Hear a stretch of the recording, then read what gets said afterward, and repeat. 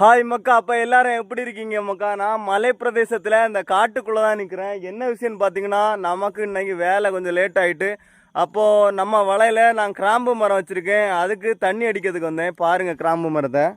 அப்போ எந்த அளவு வளர்ந்துருக்குன்னு பாருங்கள். அப்போது கொஞ்சம் சின்னதாக வச்சது. அப்போ தண்ணி அடிச்சிட்டு இருக்கேன். ஏன்னா இப்போ வெயில் நல்லா அடிக்குதா, அதனால் கிராம்பு, இதுதான் கிராம்பு. பிரியாணிக்கெல்லாம் போடுவீங்கல்ல, ஏலக்காய் கிராம்பு அந்த மாதிரி. அப்போ நான் இந்த மலை பிரதேசத்தில் ஒரு கண்கொள்ளா காட்சியை பார்த்தேன். மணியை பார்த்துருங்க, மணி கரெக்டாக 7:18 ஆகுது.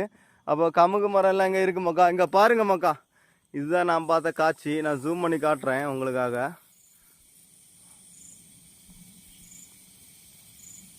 பார்த்தீங்கன்னா இது என்னன்னு கண்டுபிடிங்க. இதான் மூன்.